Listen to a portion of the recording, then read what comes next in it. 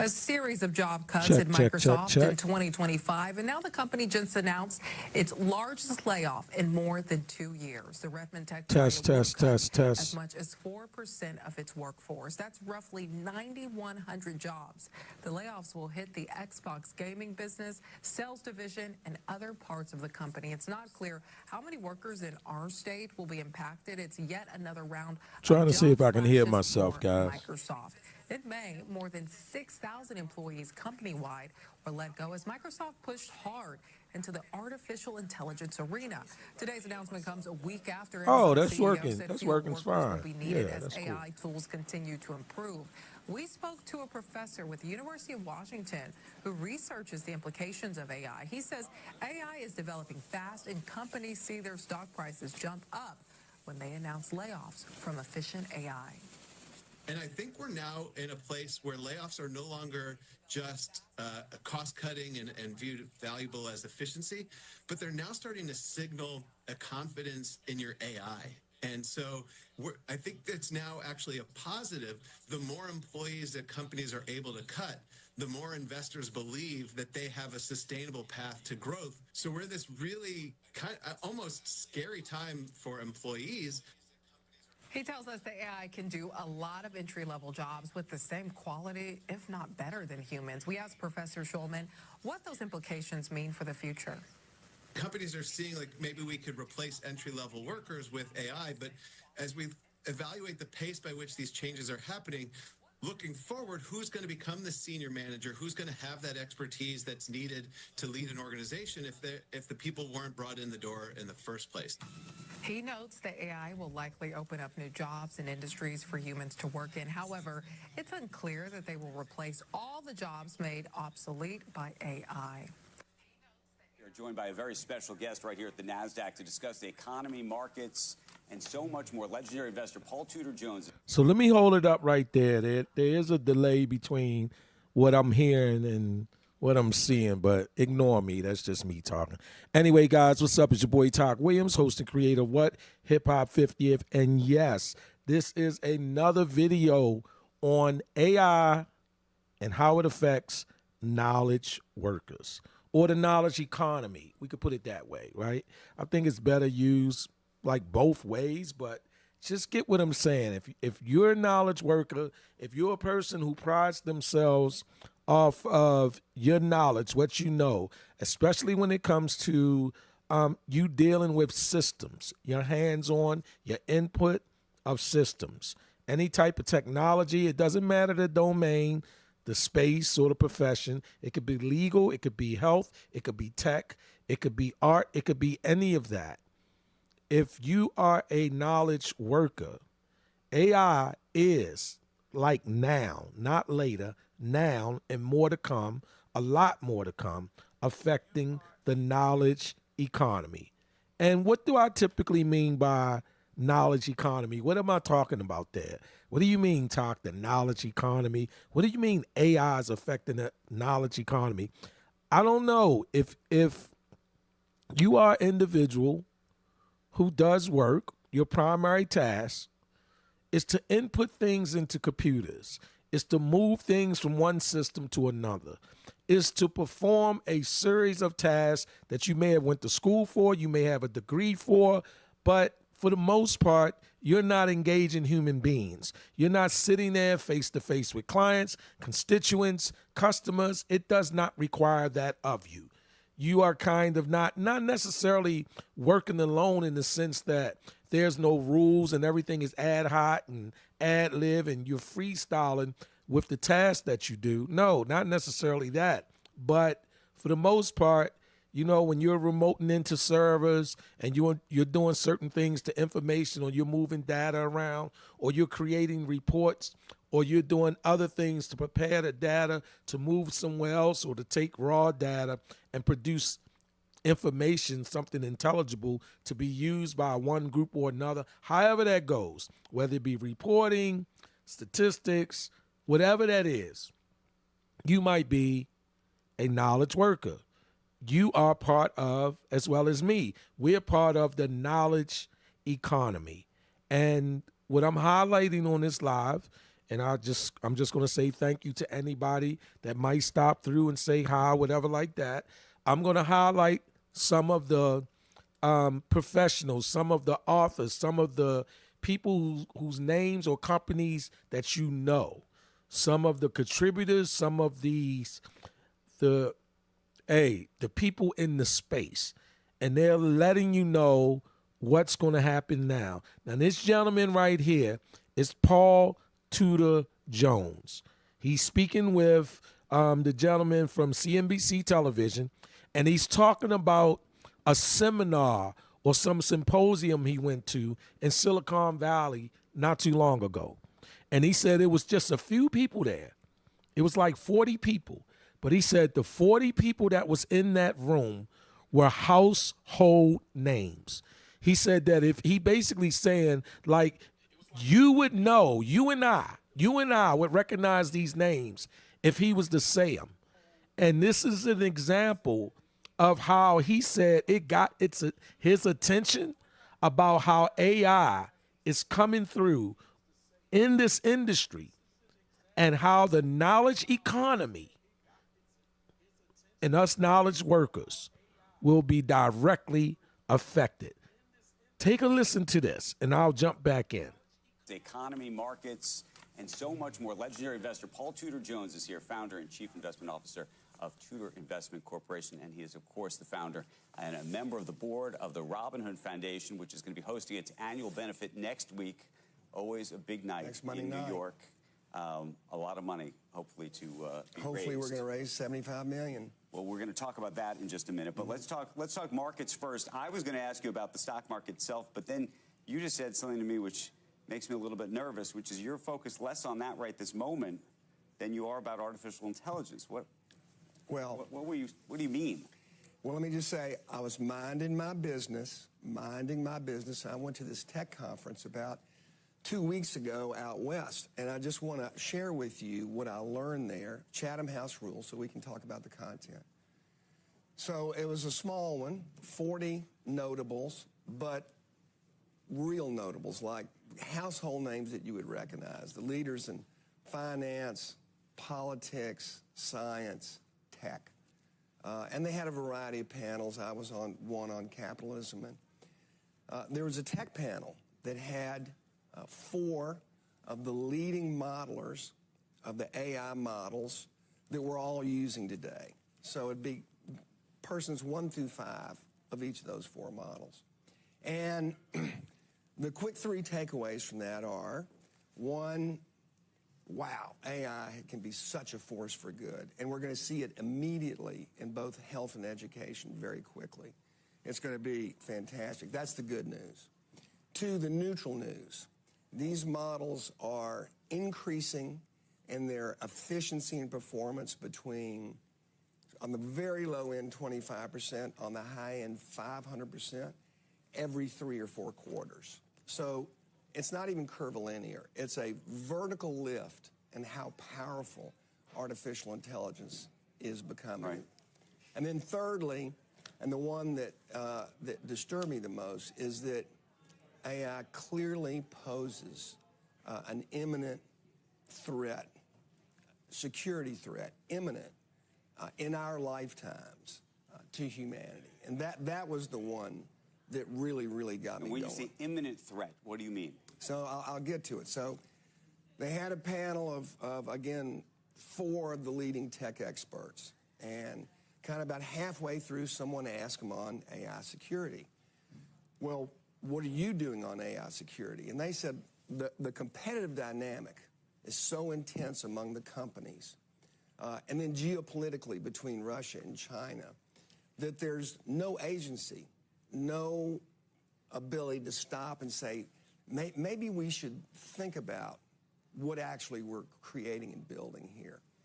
And so, and the follow-up question is, well, what are you doing about it? And he said, well, I'm buying 100 acres in the Midwest. I'm getting cattle and chickens, and I'm laying in provisions. For real? For real. For real. And that was obviously a little disconcerting. And then he went on to say, I think it's going to take an accident where 50 to 100 million people die to make the world take the threat of this really seriously. Well, that was a freaky deek to me, and no one pushed back on him on that panel. And then afterwards, we had a breakout session, which was really interesting. All 40 people got up in a room like this, and they had a series of propositions, and you had to either agree with or disagree with the proposition. And one of the propositions was there's a 10% chance in the next 20 years that AI will kill 50% of humanity. So there's a 10% chance that AI will kill 50% of humanity in the next 20 years. Agree or disagree? So I'd say the vast majority of the room moved to the disagree side. I had just heard Joe Rogan and Elon Musk 2 months ago, where Elon Musk said, there's only a 20% chance that AI can annihilate humanity. Now I know why he wants to go to Mars, right? And so about 6 or 7 of us went to the agree side, and I'd gone there because of what I'd heard Elon Musk say, who's maybe the most brilliant engineer of our time. All 4 modelers were on the agree side of that. All 4 of the leading developers of the AI models were on that side. And then we debated. Then the 2 sides got to debate. And one of the modelers says to the disagree side, if you don't think there's a 10% chance, as fast as these models are growing, and how quickly they're commoditizing knowledge, how easily they're making it accessible, that someone couldn't biohack, because that's where the real weakness is. A weapon that could take out half of humanity. I don't know. 10% seems reasonable to me. Okay, so thank you for bringing us this.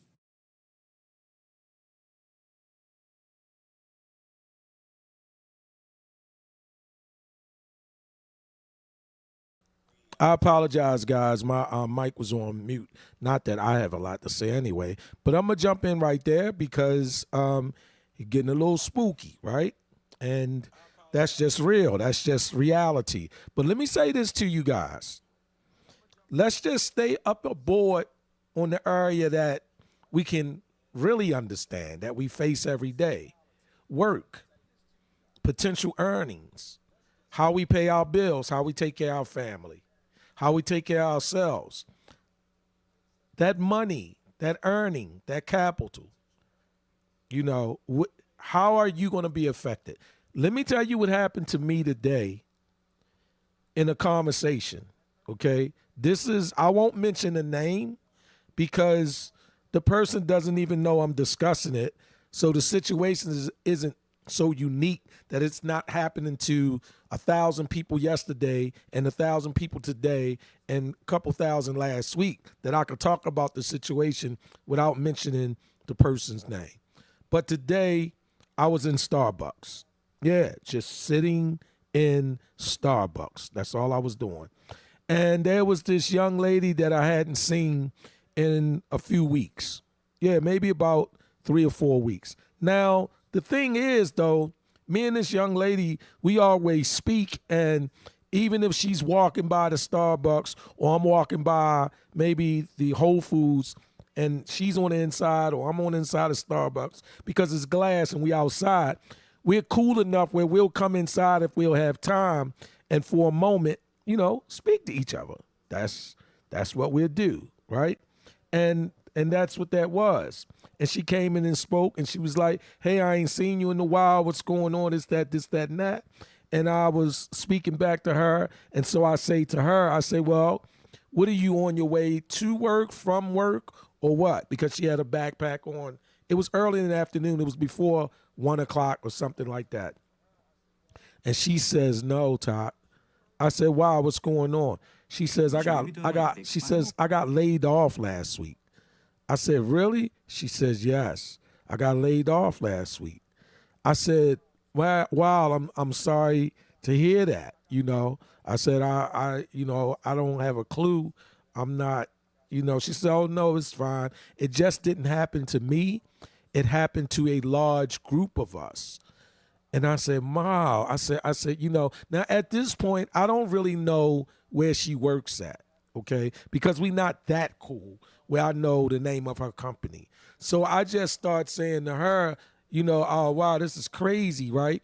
And she says, yeah. She says, I'll just attribute that to the layoffs coming from President Trump. That's what she said.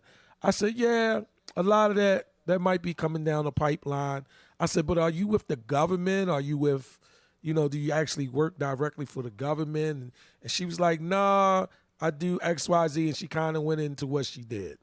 And her and many of the people or the group that she described, they were kind of the frontline, first or second tier of handling some administrative duties. That's what she explained. Because I did ask her, I said, well, what is it that you do?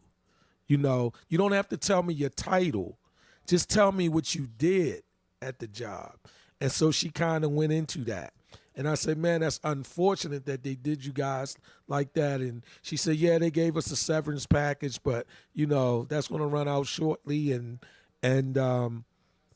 we didn't have any heads up. They just put us on a Zoom call, and they gave us the information and pretty much did an exit interview with everybody at once, it seemed like, the group. So I was like, wow. She said, so I'm on my way to the gym right now. I said, all right, cool. I said, again, I'm sorry to hear that. And she says, guess what, Todd? I said, what? She says, I'm going to work out with my girlfriend, a friend of mine's, and she just got laid off the other day from her job. And I said, man, are you serious? She was like, yeah. I said, well, look, let me ask you something. Are you said this happened with you, and you got a plan, you working on like what area? And I was just kind of hitting her with that. I said, because just, keep in mind, knowledge workers, especially depending on the domains and the level where they are, they're going to get hit hard. They're getting hit hard. Microsoft just laid off 9,000 people. Other tech companies are just laying off people. Meta laid off thousands of people. These behemoth technology companies and other companies, government and everywhere, people, they might say is Trump, and some of it may be Trump, but AI is coming. It just is. And if you look on the screen at the lower level where the chat runs, you see something that says Claude Code. Now, I'm going to play a piece from the CEO of Anthropic, and that is, I think his name, if I pronounce it right, is Dario Amodi, something like that. Anyway, he's the CEO of Anthropic. And they have a product called Claude. And what Claude does, it basically does coding. It'll check your base code. It will give you recommendations. It will let you know how it looks at it. It will scrub through and look for vulnerabilities. It's like, it's a coder almost. It is, not almost, it is. And it's getting better at what it does. The two people that you see here, one is a product manager, one I think is a coding engineer or design engineer or something. But anyway, this is Anthropic. This is off of their website. I'm going to play this little clip just to give you guys an idea. Like, if you never coded a day in your life, this is probably the easiest time without form or structure of how to either understand it and or learn it because of things like Claude. So let me just be quiet for a minute. I'm going to go back and play what the thinking is of Anthropic, the CEO, Dario Amodi, I think that's his name. But let me play this to show you how far this thing is going and how fast. No, take Thanks. That was creepy. That's sort of what I'm Boris. I'm an engineer. I'm Kat. I'm a product manager. We love seeing what people build with Claude, especially with coding, and we want to make Claude better at coding for everyone. We built some tools, one of which we're sharing today. We're launching Claude Code as a research preview.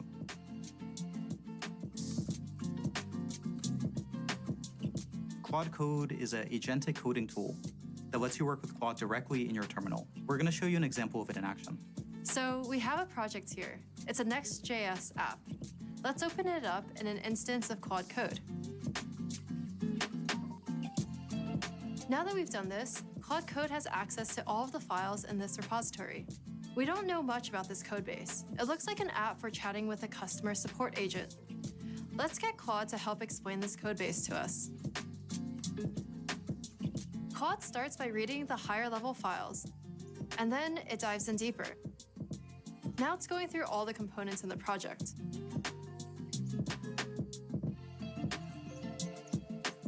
Cool. Here's its final analysis. So say I was asked to replace this left sidebar with a chat history, and I'm also going to add a new chat button. I'm going to ask Claude to help me out here.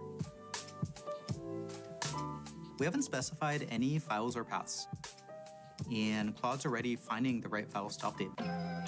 Now I'm going to ask Claude to compile the app and see if we get any build errors. Let's see what it finds. Claude identified the build errors and is now fixing them. Then it tries to build again. It'll keep going until it works. Now let's finish everything up by asking Claude to commit its changes and push them to GitHub. Claude creates a summary and a description of our changes. And it'll push the changes to GitHub. That's it. And that was it. I mean, that is it. Think about what you just saw. Think about that. I think the subscription for Claude Code is something like $17 a month on the lower end. And then at the mid-tier, and I think the mid-tier is like $33 or something. And then at the higher business level, you know, it might be go up to $200 or $150 or whatever that is. And I'm not sure what that does at that level. But what I'm thinking is for $33 a month, if you get the mid-tier price range, for $33 a month, if you are an IT professional, if you do some coding or you use a combination of coding with the applications that you use, think about that. For less than 10 months times 33 is $330, and 2 more months is $66 more. For less than $400, less than $400 a year, you could have your own power user coding assistant that you never have to send to learn anything at a seminar, because all year long it will be learning on its own. And that assistant would be available for you 24/7. That is crazy. That is just where things are. That is the magnificent part about it. That is the part that, you know, even me, I'm not that I'm a coder, but I revere that. The idea that we have access to put to our hip, to make it as close as our phones or laptops or other devices, AIs and LLMs and other tools and resources that either levels the playing ground, creates a sense of parity that just didn't exist because you had degrees and schools and access, and, you know, nepotism and cronyism will never go away. But that is just super dope, I think. But now let's hear from the CEO of that same company, Anthropic, about the challenges as well as some of the issues that knowledge workers and the knowledge economy itself will be facing. And when I talk about the knowledge economy, when I talk about knowledge workers, what I'm just trying to get a sense of, and of course I have to enlist the help of ChatGPT to get a better understanding of what that is. But I just did a quick look up in ChatGPT, and the search was a pretty simple one. I just asked ChatGPT right here, who are the knowledge workers? That's what I did. I just put in there simply, who are the knowledge workers? And then ChatGPT goes to responds and says, knowledge workers are individuals whose primary job involves handling or using information rather than manual labor. They think for a living. The term was first popularized by Peter Drucker, a management consultant and author in the 1950s. So a knowledge worker in and of itself, guys, is nothing new. But let's just move on. This is not a history lesson. This is a noun thing. This is to make sense and give context and index its meaning and how we come to understand it now. Key traits of a knowledge worker. They work primarily with information and ideas. That's me. They use critical thinking, problem solving, and communication skills. I'm not that good at critical thinking, but I act like I can solve problems, and I think I can communicate, but I need to really improve my communication skills. But I'm still in there somewhere under number 2. Use critical thinking, problem solving, and communication skills. They often create, analyze, or apply knowledge to make decisions. They rely heavily on technology, that is, computers, software, and data systems. And that's absolutely me. And that might be you. And that's what I mean when I talk about knowledge workers. These are the things. And right here, this is ChatGPT. They just can't quit. Common examples of knowledge workers. They give the profession and they give the description. I don't think I need to read the description. I think everybody's familiar with the professions of what's considered a knowledge worker. Software developers, engineers, scientists and researchers, doctors and medical professions, teachers and professors, lawyers, accountants, financial analysts, writers, editors, journalists, consultants, project managers, and it goes on and it goes on.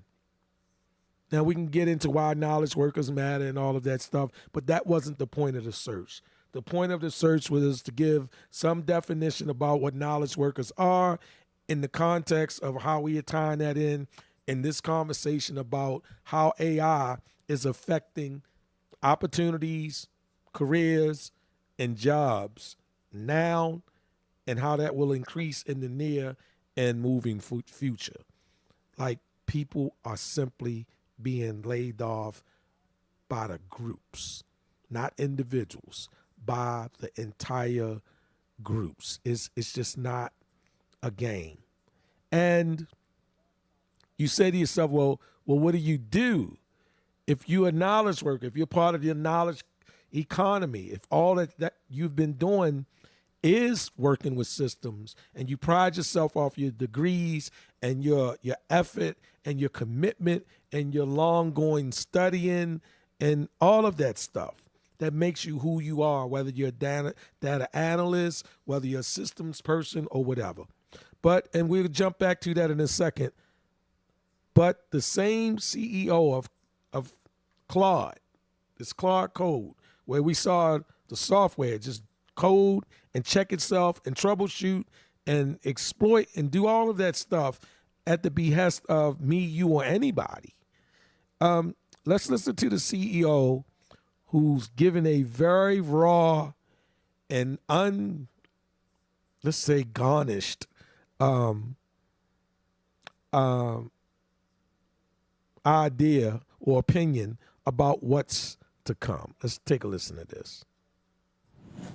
A well-known and respected tech CEO, Dario Amodei, who heads a cutting-edge AI company called Anthropic, is raising alarms tonight about AI's potential impact on employment that could soon be felt. While he says AI can lead to incredible advancements like medical breakthroughs and boost the economy, he believes it could also lead to half of entry-level white-collar jobs disappearing and 10 to 20% unemployment in the next 1 to 5 years.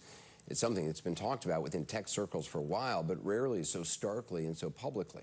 I spoke to him just before air about that and other implications he thinks AI may have on society. Dario, you've said that AI could wipe out half of all entry-level white-collar jobs and spike unemployment to 10 to 20%. How soon might that happen? Well, let's, well, first of all, thanks for having me on the show. But just to back up a little bit, I've been building AI for over a decade. And I think maybe the most salient feature of the technology and what is driving all of this is how fast the technology is getting better. A couple of years ago, you could say that AI models were maybe as good as a smart high school student. I would say that now they're as good as a smart college student and sort of reaching past that.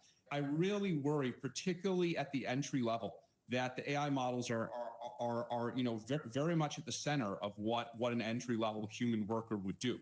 And so it's hard to estimate, exactly what the impact would be. And there's always this question of adaptation. And these technology changes have happened before, but I think what is striking to me about this AI boom is that it's bigger and it's broader and it's moving faster than anything has before. And so compared to previous technology changes, I'm a little bit more worried about the labor impact simply because it's happening so fast that yes, people will adapt, but they may not adapt fast enough. And so there may be an adjustment period. You are running an incredibly important company in AI, and you know this better than anybody, or as well as all the names we know, people, Sam Altman and others who are working, Elon Musk in AI. Why are you raising the alarm? Because it's not necessarily, I would think, in your best interest, because a lot of the messages we hear from, at least publicly, from some AI CEOs and stuff is a little bit more calming, like, these agents are going to be great in your life, and yes, there may be problems, but, writ large, this is a fantastic thing. Yeah, I mean, I think the reason I'm raising the alarm is that I think others haven't as much, and I think someone needs to say it. To be clear, and I recognize it's always a difficult balance, right? I'm aware of my position that I'm building this technology while also expressing concerns about it, and the reason I'm doing both of those things is, one, I think the benefits are massive, and we need to find a way to achieve the benefits and mitigate or prevent the harms. And the second thing I would say is, look, there are, as you mentioned, 6 or 7 companies in the U.S. building this technology, right? If we stop doing it tomorrow, the rest would continue. If all of us somehow stopped doing it tomorrow, then China would just beat us. And I don't think China winning in this technology is, I don't think that helps anyone or makes the situation any better. I do want to read something that Sam Altman, your former boss at OpenAI, said in September. He was saying that AI can cause significant, in his words, significant change in labor markets, good and bad.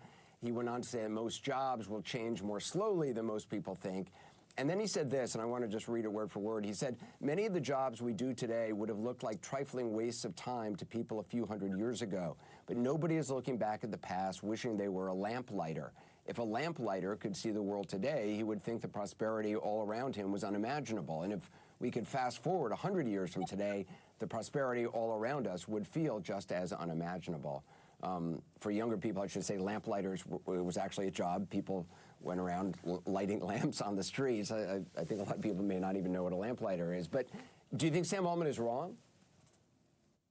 Yeah, so, I think there are some things I agree with about that, and then there are some things that I think are too optimistic. So, I definitely agree that, AI, if we succeed at it, can grow the pie greatly, right? I wouldn't be surprised if economic growth is much higher than it is today as a macroscopic phenomenon, right? That AI allows society as a whole to be more productive. So let me just say, because you've previously in the past said you've described a future where cancer is cured, the economy grows at 10% a year, the budget is balanced, and 20% of people don't have jobs. That's exactly what I was getting to, right? Where I agree with all the positive potential. I think that isn't wrong. But I think the quote you just flashed is maybe too optimistic, maybe too sanguine about the ability for people to adapt. People have adapted to past technological changes, but I'll say again, everyone I've talked to has said this technological change looks different. It looks faster. It looks harder to adapt to. It's broader. The pace of progress keeps catching people off guard. And so I don't know exactly how fast, the job concerns are going to come. I don't know how fast people are going to adapt. It's possible it'll all be okay, but I think that's too sanguine an approach. I think we do need to be raising the alarm. I think we do need to be concerned about it. I think policymakers do need to worry about it. If they do worry and they do act, then maybe we can prevent it. But we're not going to prevent it just by saying everything's going to be okay. Do we as a society even understand the potential inequalities that this may amplify? And also the impact just on like I have little kids. I have a 5-year-old and a 3-year-old. What do they grow up aspiring to if machines can do pretty much everything better? What does it do to initiative or drive or striving? And I don't know the answer to that, but it concerns me. Let's take those questions one by one. Those do concern me, but I do have thoughts on them. In terms of inequality, I'm worried about this. There's an inherent social contract in democracy where ultimately, the ordinary person has a certain amount of leverage because they're contributing to the economy. If that leverage goes away, then it's hard to make democracy. It's harder to make democracies work, and it's harder to prevent concentration of power. And so, we need to make sure that the ordinary person maintains economic leverage and has a way to make a living, or our society, our social contract won't work. And that's why I think it's important. During testing, your company's latest chatbot, Claude 4, was capable of what was described as extreme blackmail. Specifically, I understand it threatened to reveal an engineer's extramarital affair when it was told it would be taken offline and replaced. This was a simulation. Were you surprised by that? And what does that, that freaked me out when I read that. What does that mean? Yeah, so just to be clear and to put this in context, this was, as you said, a behavior that emerged during kind of extreme testing of the model. So if you were to make an analogy to, cars, this is like, you deliberately put the car on the iciest road possible, you mess with the brakes, and, you do that so you can see if you really stress test the thing, then you can make the crash dummy blow up. Right. So this isn't something that. So no, I'm gonna jump back in because I want to stay with the context of this live, what my discussion is and what the concern is. And like I said earlier today, I actually ran into a friend of mine's, and we're not that close, but we're cool. We stop and talk, we do the small chat or whatever. And I didn't know she had got laid off. And she was actually on her way to the gym to work out with a friend of hers that also got laid off. But I did get some idea from her about what it is that she did. And what I was listening for was, because again, she expressed to me, she was like, yeah, this is just part of that Trump thing. And I was like, well, maybe not necessarily so. Because there is a thing about AI, and a lot of positions are going to be replaced, as they are. They are not going to be. They are. People are seeing it happen now at the large tech companies and other companies. They're seeing it. They're bringing those LLMs in. They're bringing these other AI in. They're putting together another way to streamline and increase productivity, to be more efficient. And all of a sudden, that frontline person, you don't need them on the front line no more. That's what's going on. You just don't. And that's why I was saying to her, like, just plan and you kind of want to. You might want to. I didn't want to tell her what to do, but I was just suggesting to her that she might want to use a more hybrid approach about her next position, where she's going after a particular position, but she learns and she becomes really fluent and familiar with AI tools, you know, at least what they might mean in particular domains or environment, because some of which I think people who will still be of value in the near future, the more immediate future, they're going to be people not necessarily that are better than AI, but people who are AI aware. They're going to be the people who actually are excited, or they want to learn, or they can identify tools for what they do to go along with what their current environment is, where they are. Because all environments are not going to be able to bring in the latest and greatest large language model or AI or whatever and just roll it out. Now, of course, if you work in a Microsoft environment, you're going to have things like Copilot, which is just a tier away, and you'll have access to that. And of course, Copilot is Microsoft Office Suite AI. That's what it is for them. But if you're a graphics designer and you know you're a content creator, or you do content or media, maybe for the company that you work for, and you're using things like Adobe or DaVinci Resolve and maybe Final Cut or something like that, what I would say to people like that, you got to get up on the AI tools. If you look at something like Adobe, they have Firefly. Firefly is Adobe's AI. That's their thing. So you want to become familiar with the use of Firefly. Okay, you want to. That's what I'm saying. Like for me, I'll just say a strategy for me.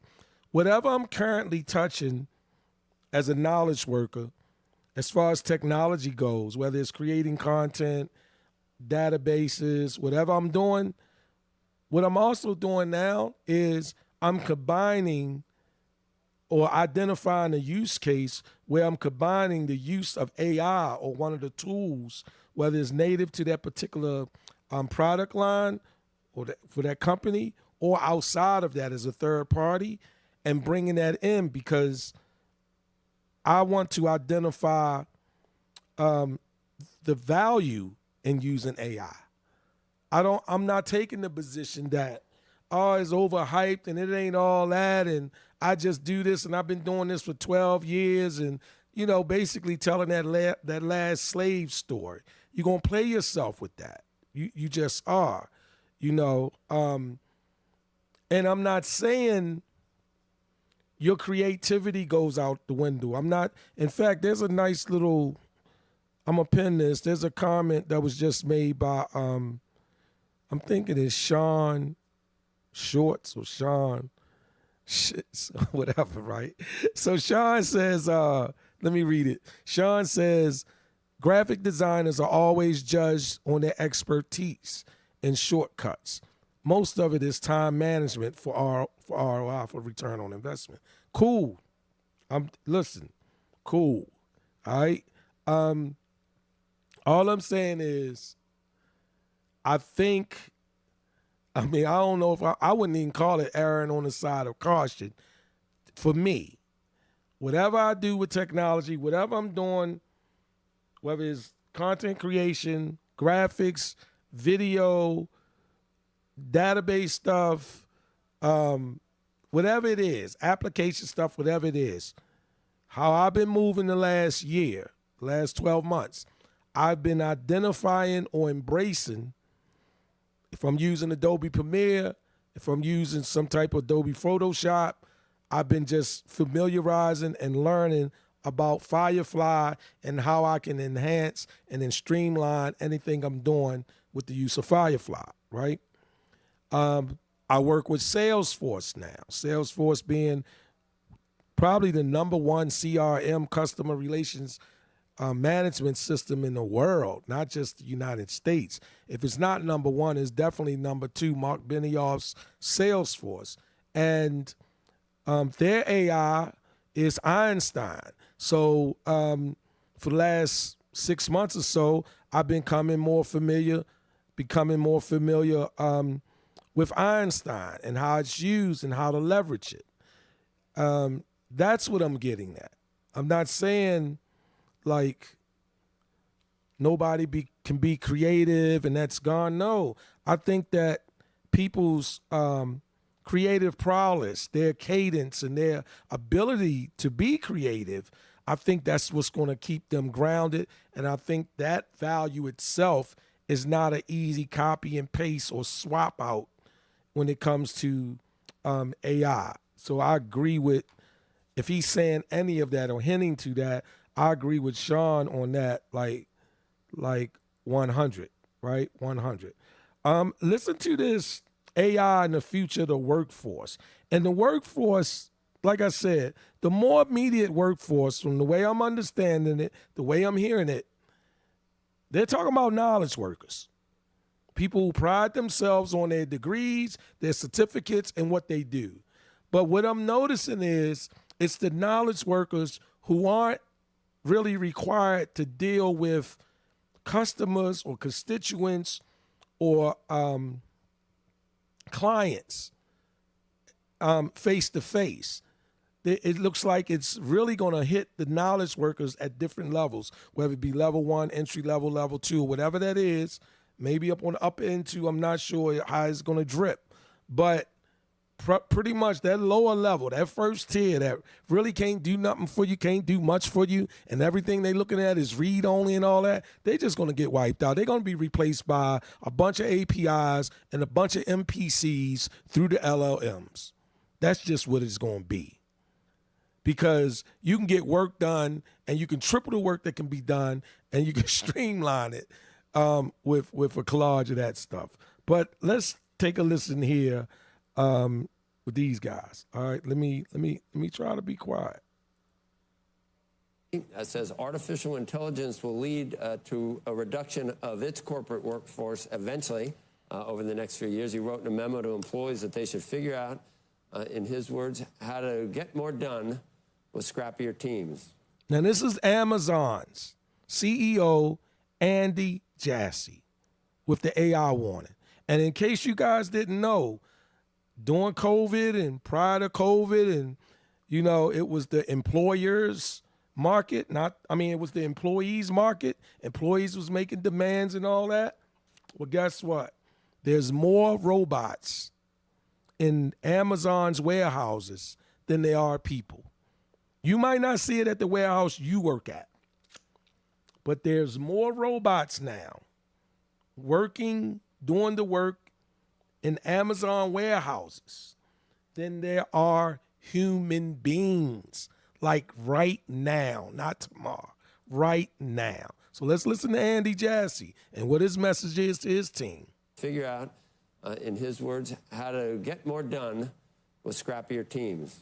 That's nice. Joining us now, former Democratic presidential candidate Andrew Yang. It's a daunting future we have, Mr. Yang, obviously, and you've been.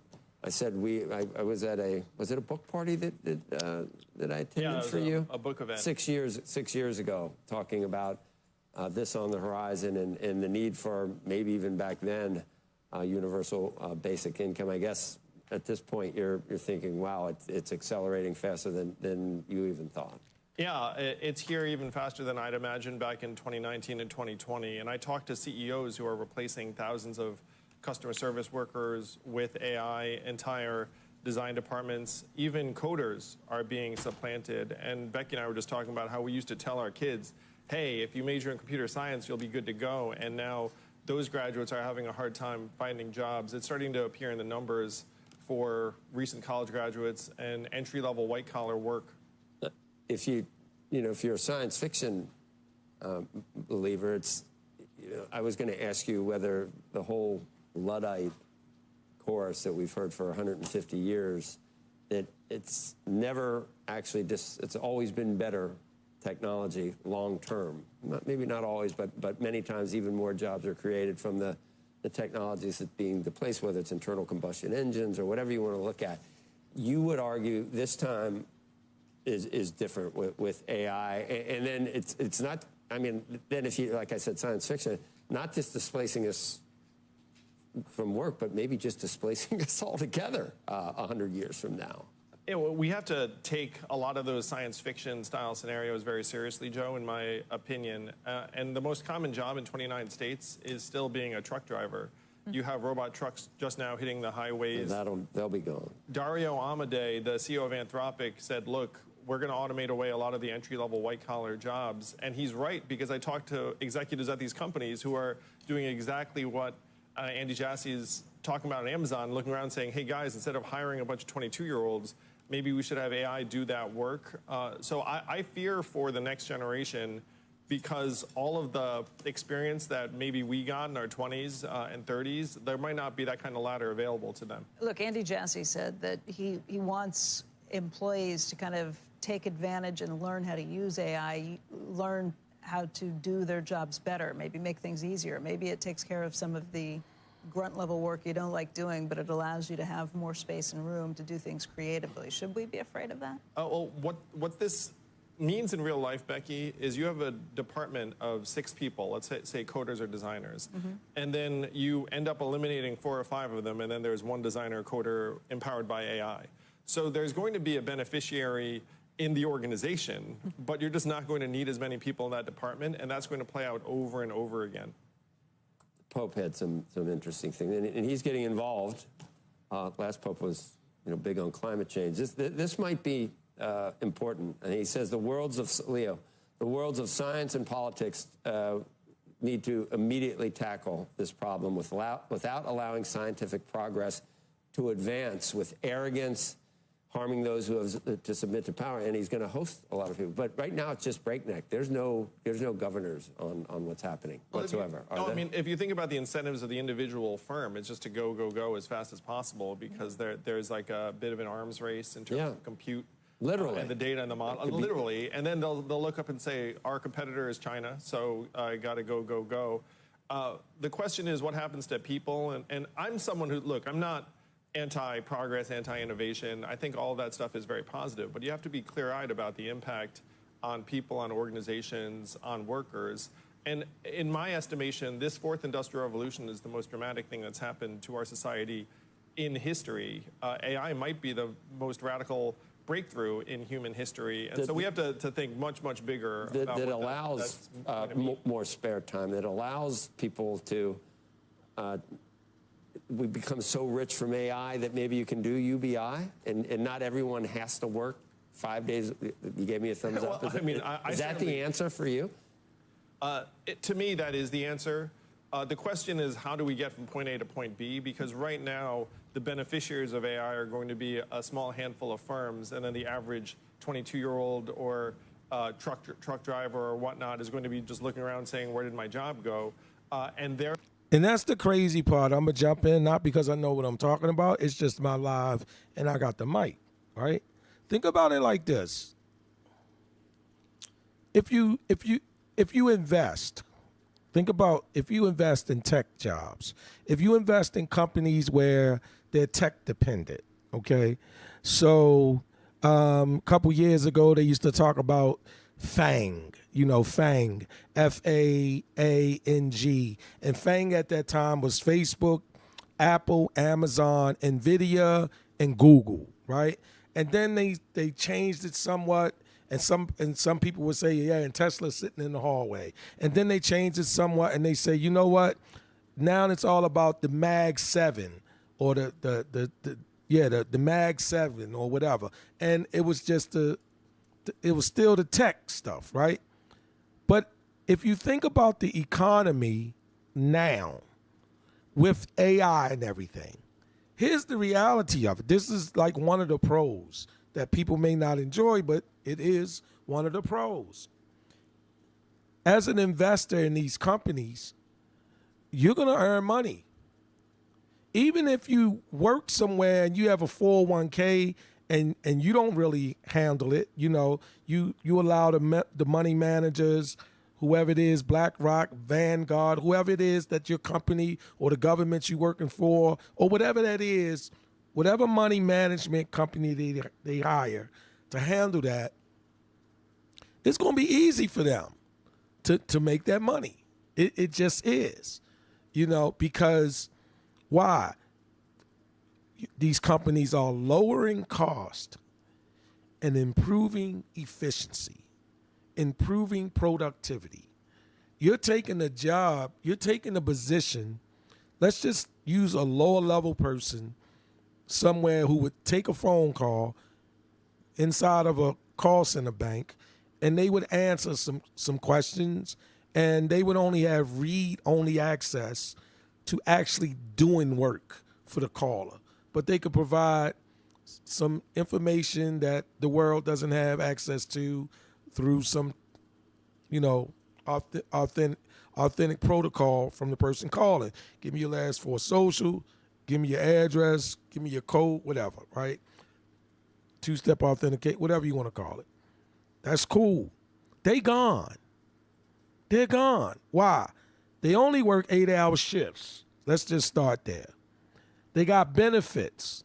Usually a benefit package when it comes to a full employee for any company is going to be somewhere in the area of 24% of whatever the salary is.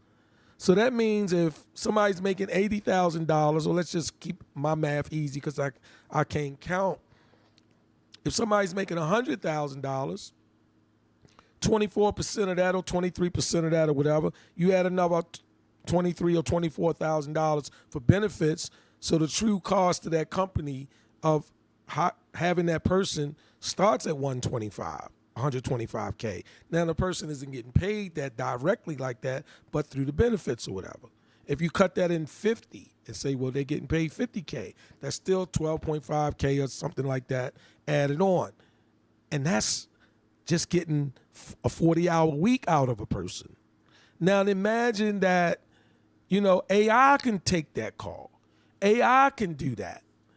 And not only will it be able to do that, but we're going to add an additional shift that you can call this 800 number, that you can actually do something online. We're going to add more shifts. In fact, we run in 24/7 in certain cases.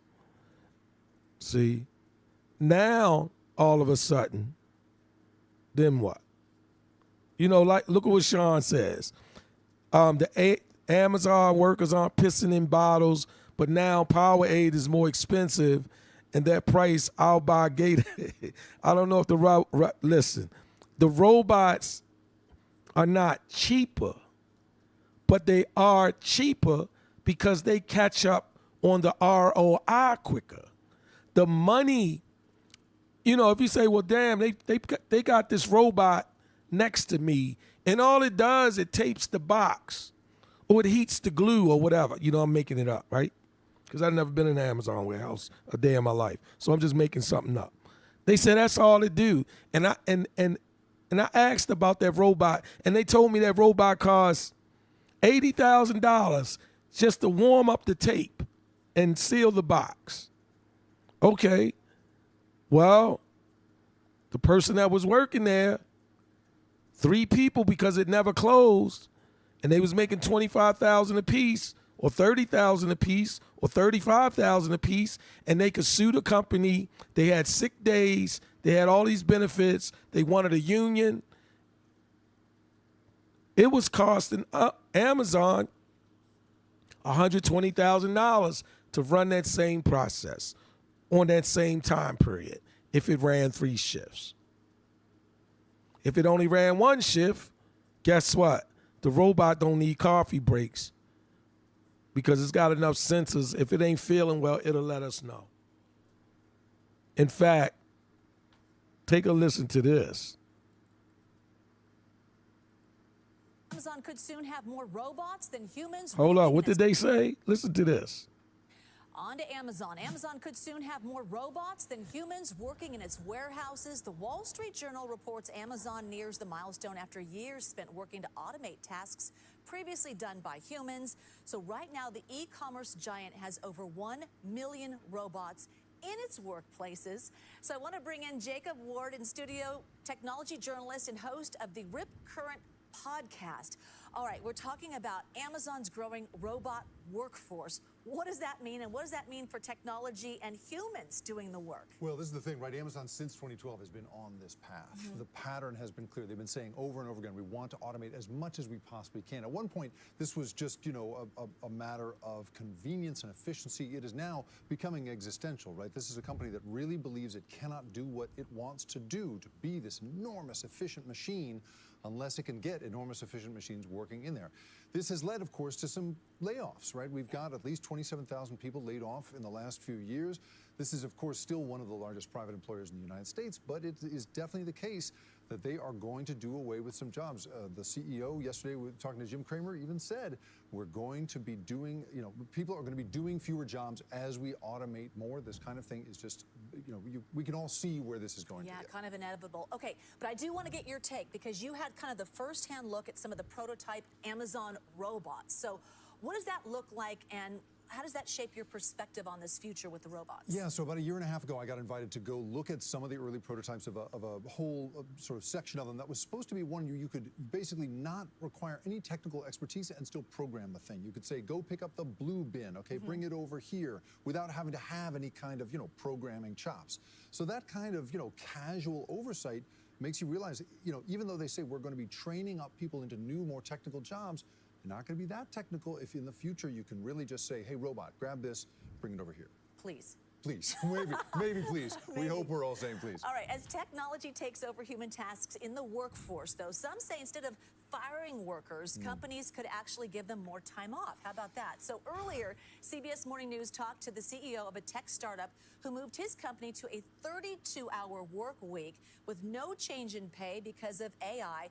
Here is Roger Kirkness on what inspired the switch at his company, Convictional.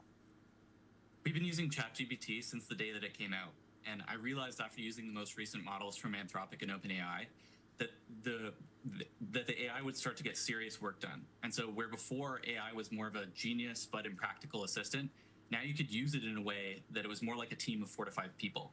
And I noticed as our team accelerated our work with AI agents that a new kind of burnout set in, whereas a constant decision fatigue of what to build and how to build it that actually reduced people's creativity. So I wanted to maximize the things that led to our goal of creating new and valuable technology. Okay. So could this be a trend? Could AI give us more free time? Juliet, I hope so. Okay. But I have to say, I hope every CEO is as cool as this guy, but I don't think that's going to be the case. I mean, first of all, he's a startup founder, right? So he's obviously got backers that are okay with this, but as soon as that guy goes public, he's going to be under all kinds of pressure. The pattern we have seen in the history of capitalism in the United States is when you use a thing more efficiently, you use more of it. So when you use more, when you can make more efficient use of someone's time, you're in fact going to take more of that time. And especially when shareholders are involved and saying, be more efficient, be more productive, be more profitable. I just don't see it. I would like to see that. This is why Bernie Sanders introduced last year a 32-hour work week bill. That's not really going to go anywhere in today's Senate, but obviously that could happen if we came together as a society around it. But our history has been we like to work people hard. Nah, man, that ain't happening. I mean, it's going to be tough for people. I think the advantage, if anybody has the advantage now, it's the people that are already in it, that's paying attention to what's on the road, what's in the air, what's coming. That's paying attention when they enter the intersection of the technology, of their career, of their job, their projection, trajectory, all of that good stuff. I think that's what I'm saying. It's not about you're going to beat it out, you're going to trick off on it. It's about being aware for your more immediate situation and then preparing to where things you might be seeing yourself go. You know what you do at your job. You know what type of asset that you think you are.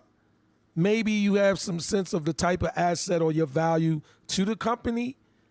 But if you can really look at that afresh, like a new, get a fresh mirror and get real honest and humble with yourself, because you don't want to play yourself. Like people used to say to me, Talk, who else they gonna get to shut the door? Nobody shuts the door like you do. And I used to tell people, when they ready to get rid of you, they'll stop shutting the door. Don't ever think that you so special. You know, you want to, if you guys are familiar with the company Fiverr, Fiverr, his message to his employees was, you know, you're not going to be replaced necessarily by AI. The first thing you're going to be replaced by is people who know AI. So that's why there's this window right now for people who are knowledge workers, if they can, not everybody can, for people who are knowledge workers to position themselves on the side of embracing the AI, becoming more aware about the AI, finding the use cases and identifying, you know, how that just makes sense in our environment or how you can improve on things. But and that might not even do it, but at least in your current position, you're gearing up not only to potentially let them shed a different light on you and see a different level of value that you can bring to the table, but even if it doesn't work there because they have their mind made up, the budget is in, the LLMs are coming, and the cut is the cut, you're already positioned mentally and psychologically as a strategy to move forward. So it's not about digging in the trenches of your current situation. It's about, like for me, it's about that psychic, that frame of mind. I don't spend any energy saying, oh, AI isn't going to be good for that. I don't really do that because it's a waste of time. You know, I don't do that.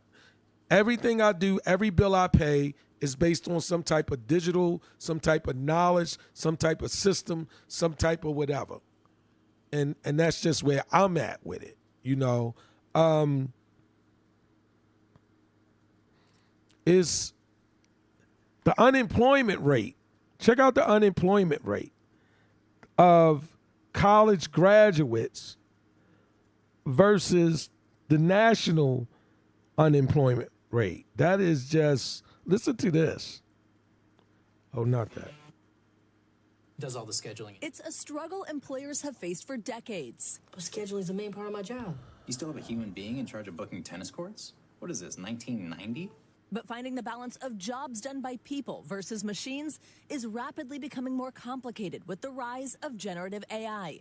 Now, one of the men who pioneered the technology warns it could pose a threat to workers in nearly every sector. For mundane intellectual labor, AI is just going to replace everybody. Jeffrey Hinton, considered the godfather of AI, saying on the Diary of a CEO podcast, Yeah, Corey. Yeah, Corey, no doubt. No doubt. You don't ever think you can't be replaced because you're playing yourself. You just are. You gotta, you know, there was this hip hop movie, I think it was State Property with Benny Siegel, and this was 100 years ago, and he told the dude, you know, get down or lay down. And you know, or I can go back further with that hip hop. You can get with this or you can get with that. It's just, it's the nature. It's the nature, right? And are there opportunities? Yeah, but I talked to a guy, is a buddy of mine's 4 years ago, he was pumped. He had a job. Somebody else wanted to hire him. He had options. He was talking about this other company still calling him. Man, the other day, 4 of us went out at 8, and he was like, man, I can't even find a job. I said, all that you can do? He says, man, they not hiring, Todd. You don't understand. They not even calling me back. That shit is crazy, man. Crazy. And the teachers, man, it's just going to look different. Listen to this teacher talk about why she left and what's going to happen in terms of AI in the classroom. A former English teacher going viral after posting a raw and unfiltered farewell video as she leaves the classroom behind after just 3 years. Listen. A lot of these kids don't know how to read because they have had things read to them, or they can click a button and have something read out loud to them. I just don't think these kids even care. They don't care about making a difference in the world. They don't care about how to have a resume. They don't care how to write a resume. They don't care how to write a cover letter because ChatGPT will just do it for them. And I think that we need to cut off technology from these kids, probably until they go to college. Hannah is a former teacher, and she joins us now. She posted that video. More than 1 million people have seen it, Hannah, probably more by the time we're on this morning. Why did you post that video? So I taught for 3 years, as I said in my video. I wasn't always a teacher. I actually started my career in digital marketing. So I've been in the digital world for about 5 years now, or since I've graduated. And throughout the 3 years, I've taught digital arts classes and I've taught an English class. And I would say that in all of my teaching experience, technology has posed quite a challenge. And with AI becoming so accessible to children nowadays, especially teaching in an English or Core 4 classroom, it's been especially challenging kind of to have the kids comprehend and critical think and think for themselves on certain things. Yeah. So on my way out, I wanted to kind of raise awareness and just let people know how AI and technology is affecting their children these days. Right. I know, coming from a mother who taught for 33 years, my sister's a teacher in South Carolina, the challenges that y'all deal with, this is even before AI was a thing. I'm sure it's even more challenging now, and clearly your opinion is, yes, it is. You're a high school teacher. I'm sure your students loved you. We hate to see someone leave education because of problems within the classroom. Give me some examples of what the students are saying to you. Well, a lot of students, and I do want to be clear, I taught a lot of very motivated and bright children. And so I don't want this to come off as if this is all the kids' fault. But I do know that a lot of times in my English classroom, I would ask them to write down a short response or just 5 sentences to answer a question. And a lot of times it would be about 2.5 sentences and they would say, well, I can't think of anything else to say, or, well, why do I have to answer in complete sentences? Like, you get the point from what I'm saying in just this little sentence. And then a lot of times I would assign essays, long form essays, and I know how children write, especially when they handwrite me things in the beginning of the school year. And so when a student, how I know how they write, typically would give me a very eloquently and thorough essay on a topic that I know that normally wouldn't come from them, I would ask them, was this really you? And I'd run it through an AI generator. And of course it would say 100% ChatGPT or AI. And I would speak to the student and they would more so question of, well, if I have to redo this, how much is it really going to affect my grade? Can I just take the 0? Oh my gosh, trying to take the easy way out. Yeah. Right. Is it promoting just a laziness among our children? I suppose, and a lot of them are just feeling as though they don't really need to do the work anymore because AI will just do it for them. Right. And I think that AI can be in a classroom in a very effective way if we teach children in the older grades how to use it properly. But if we're allowing them this unlimited access in the classroom to use AI, they're not going to do the work themselves. Yeah, I know you're a proponent of getting technology out of our classrooms, getting the phones out of our classrooms. I still can't believe some schools are allowing that. Thank you so much. I'm so sorry you had to leave the classroom. What are you going to do next? Yes, well, I actually am working in a nonprofit now. I run donor relations, development, and digital marketing for them. So I'm back in what I was doing before teaching, and I'm loving it so far. All right, well, Hannah, thank you for giving up those 3 years. Appreciate it. We love our teachers. I'm Steve Ducey. A historic drop in U.S. college enrollment.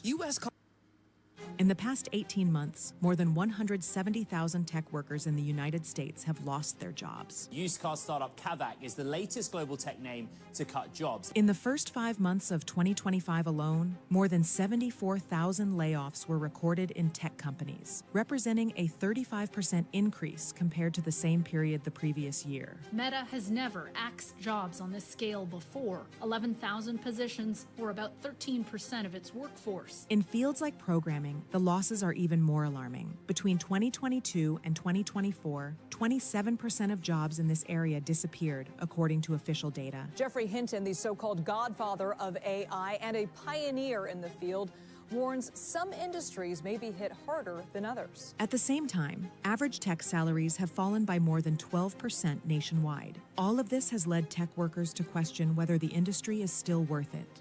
So, where are all the tech workers going?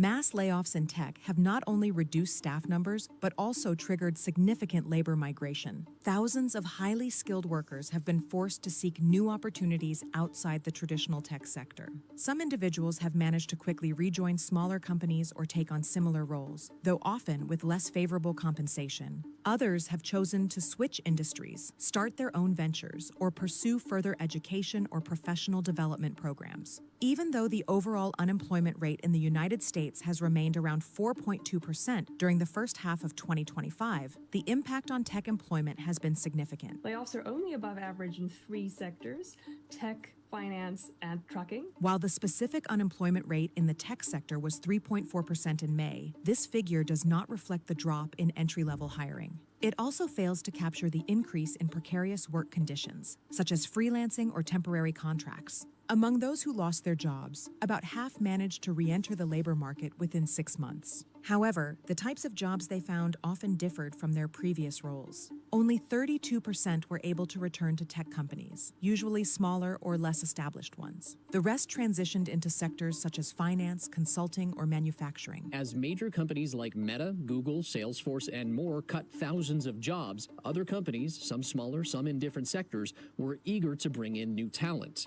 Abbott, for example, has hired more than 200 tech-specific employees in the past 6 months, and a company spokesperson says they plan to hire hundreds more in the coming years. According to various studies, around 10% of these workers move into the financial industry, where there is sustained demand for professionals with experience in systems, data, and security. Another 8% join consulting firms, while approximately 6% find opportunities in the healthcare sector, an area undergoing rapid digital transformation. Others are employed by logistics or manufacturing. But I'll say like this, like on a freelance tip, I get little jobs, I get little clients and different things like that. But now what I'm doing is I'm combining the use of AI with what I think I already know how to do. And that's what I'm providing for the client. That's what it is. I mean, let's take something simple. Let's look at something simple like Adobe Photoshop or Adobe Lightroom, something like that, right? So, not too long ago, let's say 5 years ago, you had to know how to slice with the pen. You had to draw around it. You had to do all of this stuff, and unless you was in your second or third year of some type of graphics arts class in college, you still really didn't understand what masking was. You didn't understand what what's the other one? It was like these things, these different nuances, and it prevented people, especially somebody that's not part of a big company, doesn't have a lot of resources. They was doing it for a friend, maybe had a little thing going for a wedding or a photo shoot or just doing some work for a nonprofit or whatever. You had to know what it's called, keyframes, right? Like you couldn't find nobody to explain to you keyframes in a way that you could be like, I'm glad I know keyframes. No. Most people, they just was glad they had somebody that they could get at work to that could frame it out the way that they want. All that's over with. Now you can learn it. You can learn it at a level where you can understand it. You can get something to do it for you. You can go right into Adobe, something as simple as Adobe Express. You don't even need to have Lightroom or Photoshop, because Photoshop was everything. Lightroom was like, let us scale down Photoshop and take the main tools, resources, and feature sets that most of the people who take pictures use, photographers, whatever, when they massage or scrub through they work in post, and we'll do that with Lightroom, and that'll be a strong enough toolkit for people to roll with. They don't necessarily need the weight of Photoshop. But then when it comes to content creation and just mashing some things up, and you want some templates and you want the right formats and different things like that, then you got Adobe Express. which is a more lighter version and a different use case. But it's like everything's there for somebody who has some work already done and you just want to, layer it up or get it jazzy or format it to go up on some type of platform, whether it be vertical, horizontal, layers, whatever you want to do. But they all three use Firefly in the background. They all three use that AI. They do. So all I'm saying is, not all I'm saying, part of what I'm saying is depending on where you are, how you pay your bills, how you get your clients, even now, if you empower yourself while you have the opportunity to learn the different tools, because you're going to find yourself in a position where you could just use the tools to assist you to get the job done. Or you find some small businesses that don't have the budget, they're not going to have a board, they're just not going to have the infrastructure where they can go through it. Theirs is going to be bottom line. They can afford to pay for something or they can't, and they're not necessarily going to do a period of transition. They're either going to go with something or not, depending on the learning curve, right? And what they heard about it. Well, guess what? You're that person that can provide that solution, and you got all of those tools. You know what tools to use to get it done. I've created some content for somebody before. I'm not even going to lie. I used CapCut 11 Labs. Let me see. CapCut 11 Labs and let me see, CapCut 11 Labs. And I think did I use Camtasia? No, I didn't use Camtasia. Actually, I'm getting away from Camtasia because it's not AI powered. It don't do nothing new. But anyway, I use Opus Clip. That's what it was. I used CapCut, 11 Labs, and Opus Clip. And the client was happy. They was like, Todd, this is just dope. This is, oh man, how did you do this? And what did you use and whatever. And man, it saved me days. When I say days, we don't work on stuff for days. We work on it for days in the sense we might spend hours on it each day for 3 or 4 days or sometime or whatever. And it saved me days because of them AI tools. I'm not even gonna lie. It just did. And what I do is I charge back to the client and have them pay a year subscription. So a year worth of the 11 Labs, a year worth of the CapCut Pro, a year worth of Opus Clip Pro, right? Yeah. See, I do stuff like that. I mean, you just gotta get innovative. It's like everybody got their own unique thing that you do. You have your own opportunities. Whether you work somewhere or not, you might do some freelance where you whether it's for family or friends or whoever. But like I say, learn, get in front of it. Like, don't just learn it to be learning it, but if you know you're already doing something, you got to jump in front of the tools, Any of you guys use Notebook LM? Anybody use Notebook LM? I'm just curious. All right, entry-level job market. Listen to this. This is crazy right here. Listen to this. College grads, they rely on entry-level jobs for their careers, but AI could be changing what that looks like for them right now. Late last month, data-driven venture capital firm SignalFire released a report showing that big tech companies cut the hiring of new grads by 50% compared to pre-pandemic levels. Mills has been digging into this one for us. I mean, Mills, pretty staggering number there. Just how bad is it for entry-level workers? Right, Marky. Well, a lot of the jobs that go to recent college grads are changing or being eliminated altogether, and that is all thanks to artificial intelligence. A new report suggests that AI is responsible for a 25% decrease in hiring of recent grads by big tech companies like Meta, Microsoft, and Google. And in fact, the CEO of one AI startup recently said that AI could eliminate half of all entry-level white-collar jobs and cause unemployment to rise by 10 to 20%. LinkedIn's chief economic opportunity officer penned a New York Times opinion piece saying that he sees the bottom rung of the career ladder breaking. For the last 2 years, unemployment for recent college grads has been higher than the national rate.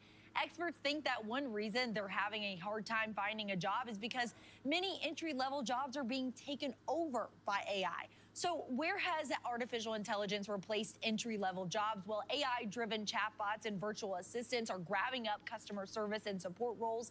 Data entry and processing jobs are now being automated.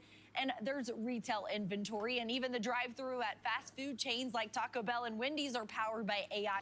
Yeah, see, that's the thing. It's like I'm reading your comments, Sean. I'm like, yeah, I'm with you, Sean. Yeah, I'm reading your comments. I just got finished reading them. See, that's the thing. Like, think about this. You like a lot of people, they might be thinking, how's an AI gonna replace a call center person? How are they gonna replace a customer service person? So I'll give you example how. I'll give you one example, probably from many, how. Right? It is how, right?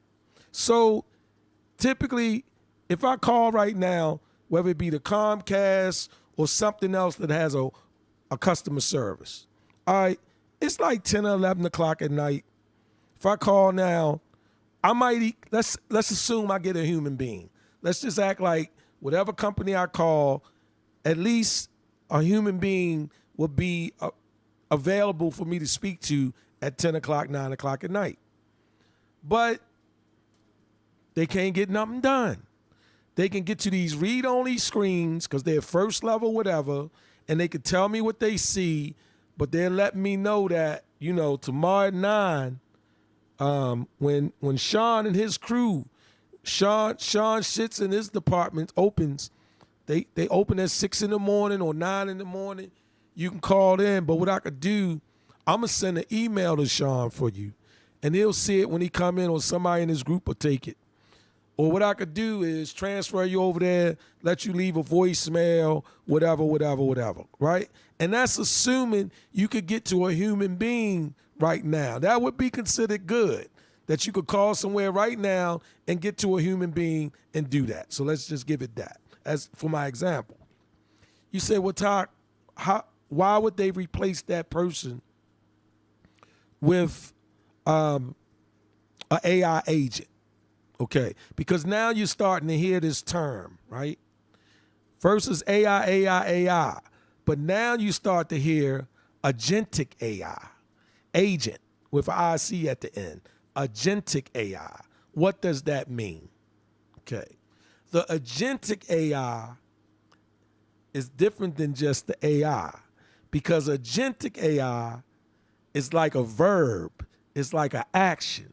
The agentic AI does stuff. It works for you. That's the difference. Think about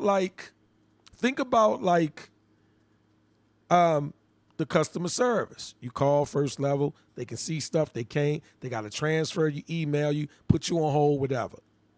Guess what the agentic AI going to do? The agentic AI is going to be set up with, now what we're familiar with is APIs, right? Whereas though the APIs can be set up and connect to a different area of the system and can get information or whatever like that. That's kind of where we at, is a bunch of APIs, right? That's what it does. These are just ways that it can get to the stuff. So in other words, the application programming interface, the API itself, it can get to a different level that the customer service can, or customer service rep can't, because it can connect and grab and see or scrape or scream or database from an area that the first level customer service doesn't have authority, hasn't been trained, and isn't paid that scale to do that type of work. That's why we got to wait for Sean and his crew to get back into work 9 o'clock tomorrow morning.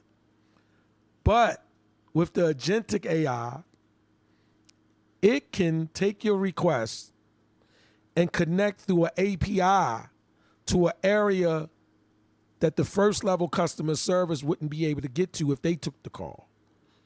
And those APIs are being replaced by MPCs. I'm just being technical now, right? APIs are application programming interface, and then the MPCs are the model predictive controls. They kind of do the same thing, slightly a little more robust with the MPCs. But it goes like this. The API is able to connect to an area that the first level customer service rep wouldn't be able to do because it's going to use OAuth, like an open authority or open authorization protocol, to get to an area without needing the credentials. That's the dope part. So now when you call and the AI provides the option, or you talk to the AI not going to tell you to call back 9 o'clock tomorrow morning about a bunch of stuff. Some stuff, yeah, but it's going to be able to go a couple level deep in to areas of the system, the database, the application, the programming, the cache, the regenerative, whatever that is, deeper than that first level of customer service rep. And it's going to be able to do that because it's just working it through the system. This is the agentic AI, where it's going to be able to perform work for you. Let me go and check out what your account currently says. You know what? Let me check on some options. We don't have to wait till sales open up tomorrow. And are other people having this issue you have? It's going to look like a one-stop shop to a certain degree. So now all of a sudden, that first level person that talk about all I do is this, and I keep telling people I can't get to this, and I don't know why they call at 2 o'clock at night.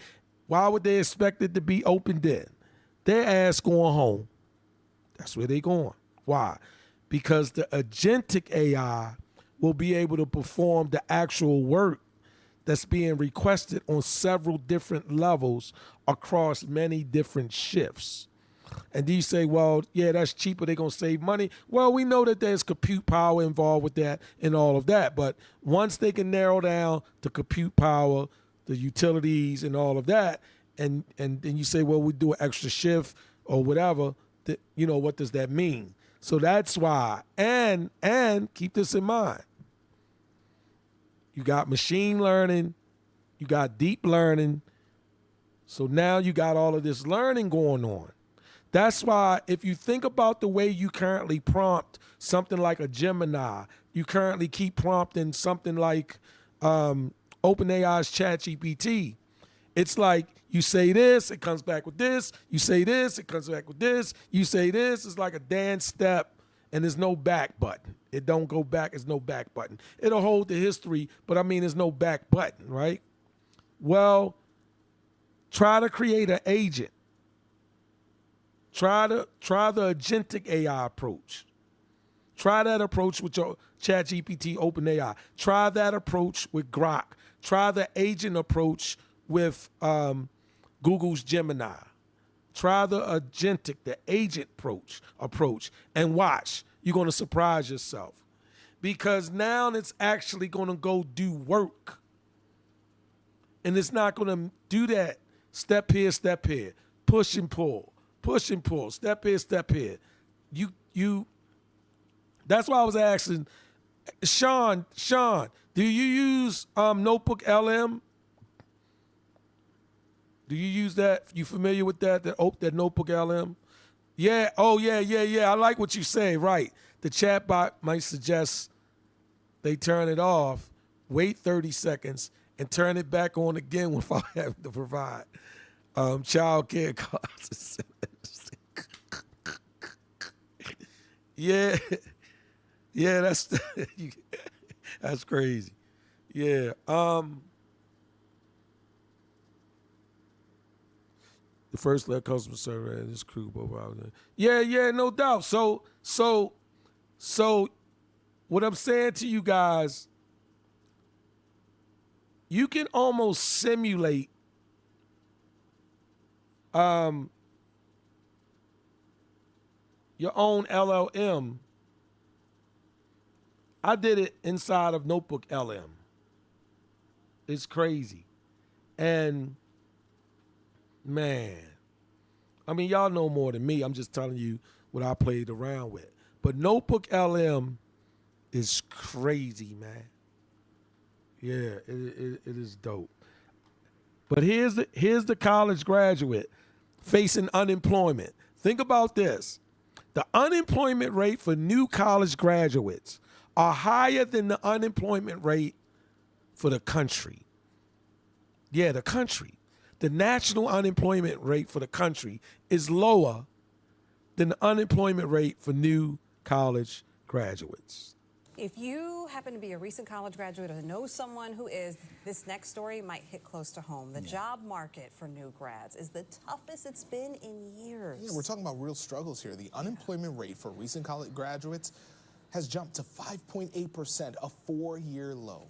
All right, so drag all those graduates up next to the TV set. There are big forces at play here, including artificial intelligence, hiring freezes because of trade uncertainty. To help us understand what's happening and what new graduates can actually do about it, let's answer those questions with Joelle Saad Lessler. She's the Associate Dean of the Undergraduate Business School at Stevens Institute of Technology. Joelle, I hope I got all that right. I did. You did. Welcome. So let's just jump into it here. That's a high number. It's a high number. It's definitely a challenging time for college grads, for recent college grads. The truth is, is it like a 5-alarm fire? Sure. In September of 2024, it was 5.3, right? So what's concerning is not the level, but the trend. And since February of this year, we're seeing an acceleration of this increase in the unemployment rate. Yeah. And like you said, part of it is Sean, you talking about since 2022, since ChatGPT came out. And Sean, you talking about Notebook LM? About getting your files in order to make it useful?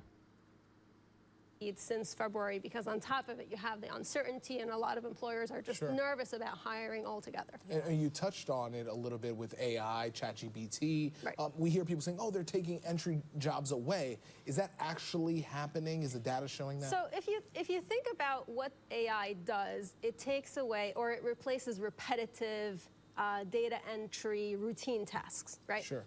Hopefully, after 4 years of college, you can do more than that. If you can't, but it is the way a lot of us started, that kind of job, and I started that way in TV, the repetitive stuff, the editing, running thing, tearing scripts, doing all that. It's the way a lot of college graduates get started. So it might be true, which means that it's incumbent on the college grads to show their value more. They really have to show the employers what they bring to the table. Got it. Gotcha. So if anything, I would say, AI holds a tremendous... So I'm going to play a little clip I did. Hey, Sean, I'm going to play a little clip I did from Notebook LM. I'm going to play a little clip. It's crazy. But let me throw something up on the screen first. Let me see if I can get this up. Just to let you guys know. So let me see if I can get this up on the screen. Let me bring the size down maybe and bring this over some. Bring this down. Let me see if I can get it in front of here. Okay.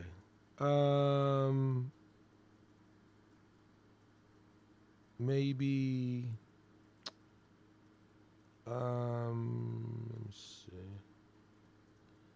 Maybe make this screen bigger. I'm in PyCharm, the IDE. The IDE here is PyCharm, and this is actually a PHP, I guess, script or app I'm running. I tweaked it out some, though.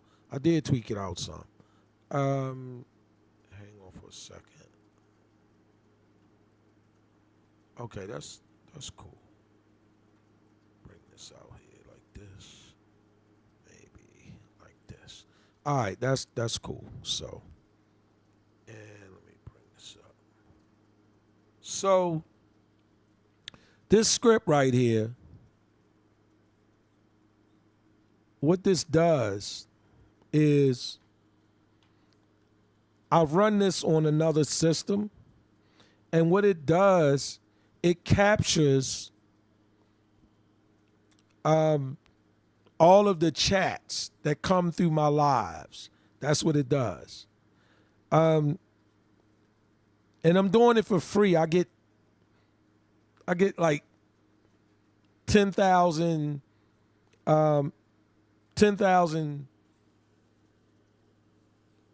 Yeah, I can do like 10,000 a day. I can get away with 10,000 a day. But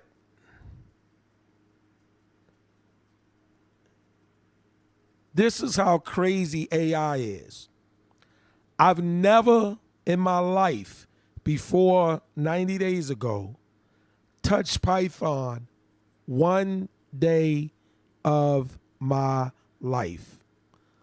Not even one day. Not one day at all. Okay? And what I'm saying to you guys is, if you've never programmed, you've never coded a day in your life, and you're deciding now, you know what? I'm not going to become a coder. I'm just going to get familiar with it. Maybe I'll just get a little intimate with it. Maybe I'll just mess around with some different languages, whether it's C#, Python, Java, whatever it is, right? To me, my opinion, it's probably the easiest time in my life to learn coding. You know why? Because everybody got their own R2D2. Everybody got the tools, whether it be Gemini from Google, whether it be Grok from messing with Elon Musk, whether it be OpenAI's ChatGPT, whether it be Anthropic's Claude code. Everybody has their own version of, I can get the explanation, I can compare it, I can contrast, I can get them to explain it. They're not going to bark at me. They're not going to quit on me. They might hallucinate. Watch out for the hallucinations. But other than that, they might have a semantic gap. Look out for the semantic gaps. But other than that, if you wanted to learn and be like, I got to get this, this is a very easy time to do it. Because guess why? The teacher's always available. The tutor is always down. The examples are always up. The system is running. And through that, I was able to, with, of course, you get the script, you get the library. I didn't know anything about Git. I didn't know anything about GitHub. I didn't know anything about PyCharm. I didn't know anything about JetBrains. I didn't know anything about Bash. I didn't know none of it. None of it. Yeah, 10,000 tokens, right. So in other words, when I run out of that, hey, Sean, when I run out of that, it don't do it no more for me that day. Exactly. It won't do it no more for me that day. I didn't know any of that. That's why I'm saying to you guys, depending on what you do, even if you never coded, get familiar with the terminology, get familiar with the coding, so that now if you say, oh man, I might be able to code a script and get this to automate that process or perform some type of middleware task for it, and then that'll help my client, or that'll help my business, or it'll help me, whatever. Do that. Learn about APIs. Learn about them APIs. Learn about MPCs. I'm telling you some good stuff. These are like things you can learn, and you don't need the smart buddy with the high IQ no more. It cuts them out. Listen, don't nobody be impressed with anything it sound like I know. Should nobody be impressed with anything it sound like Sean shits? No. Be like, cool, that's dope that you know that. But don't revere that shit anymore. That revering what somebody know, it's over with, man. That's over with. Because guess what? Everybody can know it now. Like everybody. I mean, you can be impressed, but listen, you see this Claude code? You see this? I could take this base code, this base code right there, and run that straight through. Just run it through the Claude code. I could just run it straight through. I'll do it. I'll run it straight through. Watch this. Not this, but just to let you see the power of that in and of itself, this Claude Code is ill. Is ill. You hear me? Look, here we go. Where we at? Anthropic's Claude Code, the intro. What'd I do with it? I think I put it down here. All right. Where we at? I thought it was down here somewhere. Well, I'll find it and run it. Here we go. Listen to this. OpenAI kickstarted the artificial intelligence. In the past year, nearly half of OpenAI kick. Should we be doing like Big Smile or? No, Big Smile's creepy. That's sort of what I think. I'm Boris. Now imagine you don't know how to code. And you just want to, what is Python? What is C#? What is Java? You could type in yourself, what are the top 5 commands? What are the top 10 commands? This is far reach from going to school and they're going to stretch this bullshit out for 3-4 years. This is, hey, look, it's 1 million commands. Here go the top 10 use 85% of the commands. Here go the top 10 use 85% of the time. The other 15%, you can look that shit up. Now, I'm making all that up. I'm just saying it principally, conceptually. Look at this. This is Claude Code. Watch what it does. I'm an engineer. I'm Kat. I'm a product manager. We love seeing what people build with Claude, especially with coding, and we want to make Claude better at coding for everyone. We built some tools, one of which we're sharing today. We're launching Claude Code as a research preview.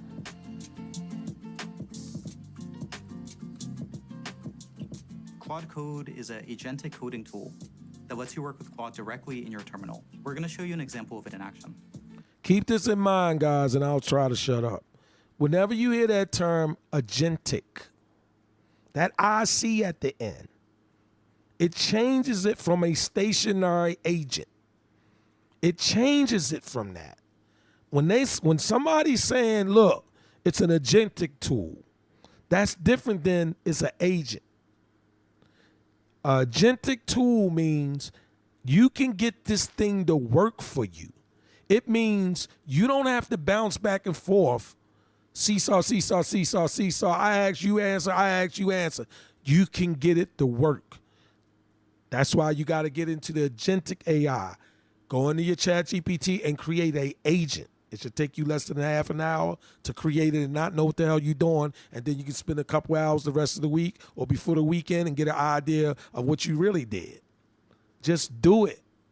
And all of a sudden, think about this. If you know anything about scripting, it's almost like you taking 5 scripts and you telling it to run all 5 scripts, but it's smart enough to know that I might have to run script 3 first this time to get the answer, and then I'm going to run script 4. It's whatever.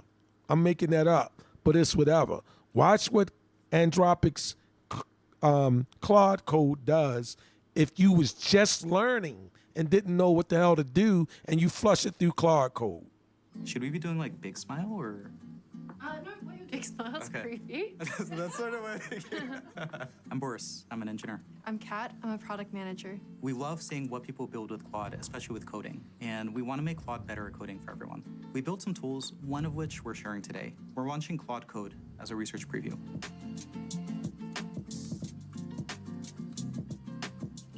Claude Code is an agentic coding tool that lets you work with Claude directly in your terminal. We're going to show you an example of it in action. So we have a project here. It's a Next.js app. Let's open it up in an instance of Claude Code. Now that we've done this, Claude Code has access to all of the files in this repository. We don't know much about this code. I'm going to say this, I'm going to interrupt for a good reason. Whoever says that you can do that in ChatGPT, you can do this in ChatGPT if you know what you're doing. But on the surface, ChatGPT will not go into the folders and read all of the base code. It will not do that. That's why it's important what you just heard. Claude Code now has access to all of the files in the folders. That's different than ChatGPT. With ChatGPT, unless you create the agent, the agentic AI, you have to, each level, give it this, give it this, give it this, give it this. It will not on its own go in and drill down on a different base code of whatever the application or the scripting is. So let me back that up. That's why I say listen to those things like that. Here's Claude Codes. Unless they say something really important again, I promise to shut up. One of which we're sharing today. We're launching Claude Code as a research preview.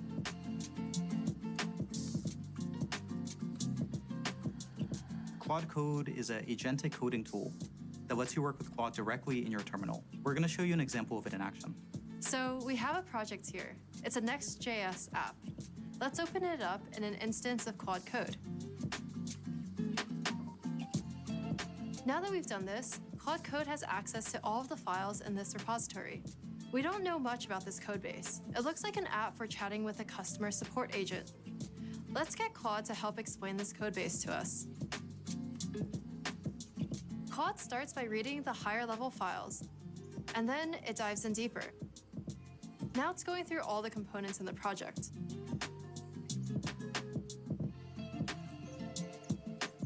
Cool. Here's its final analysis. So say I was asked to replace this left sidebar with a chat history, and I'm also going to add a new chat button. I'm going to ask Claude to help me out here. We haven't specified any files or paths, and Claude's already finding the right files to update by. Now I'm going to ask Claude to compile the app and see if we get any build errors. Let's see what it finds. Claude identified the build errors and is now fixing them. That shit is crazy. Hey, Sean, that shit is crazy, right, Sean? It'll keep going until it works. Now let's finish everything up by asking Claude to commit its changes and push them to GitHub. Claude creates a summary and a description of our changes. And it'll push the changes to GitHub. That's it. That's an example of what Claude Code can do. We can't wait for people to start. So Sean, I listened to a piece from Anthropic. I think it was the CEO Dario Modi. He was talking, and he said he conceded. He did say that, Sean. I don't know what show it was on, what platform it was on, but he was talking to somebody. And he did say that he conceded, meaning he says in terms of copyright or right copy or whatever it is that ChatGPT does really well. He says ChatGPT, they have that. They are the better LLM for that. He did say that. He conceded that that Anthropic's chat couldn't compete with them, that Chat has it. But on his coding, nah. This something a little different here. He said they ain't got this. They got that right copy or copyright, however people say it. He said they got that. He conceded to that. Yeah. But he says, nah, this right here, yeah, we on this. This is how it's going down. I'm trying to see where he was. Here's another piece right here, the end of the knowledge economy. In the old world of education, you were rewarded heavily from being able to memorize and regurgitate. I would argue in this new world, the knowledge economy is kind of fading away, and your ability to memorize facts is becoming less important. And instead, what's replacing it is critical thinking, problem solving, creativity, a different way of thinking. See, that's where it's going to come in at, I think, for people who right now are in a position to do so, depending on where you at, right? It's like, depending on how you move and what your situation is, what your economy is in and of itself, for that knowledge economy or you as a knowledge worker, I know for myself where it becomes valuable for me is my critical thinking and my ability to take what I know and what's available and mash them up and look at that as my power users or my assistants or my vendors or me outsource it in a way without actually doing so. So I give you a real example. For me, I was just doing some if you guys are familiar with SharePoint, you're familiar with Salesforce, you're familiar with any of these apps that might use something called list views. You can create list views. So list views are another form to me of spreadsheets, but they do a little more. They're a little more robust and you can do more with them in these applications like Salesforce or something like SharePoint or other things like that, right? So that's what that is. But I used some Python. I used some other AI tools to generate certain reports. And here's what it was. It's like branch logic, right? It forced me to learn the core essentials about what I was doing. Now, I also had to learn all of the ancillary stuff you had to get and click and understand and consider on the way there. But them AI tools, it forced me to understand why that relationship between these two objects, or tables, or how it's going to behave in SQL, and the differences between the vector embeddings versus the traditional relational databases with SQL versus the vector databases and how the weights and the scoring are. It forced me to do that. I did not say, let me learn about vector embeddings. Let me learn about it. No, it was the use case.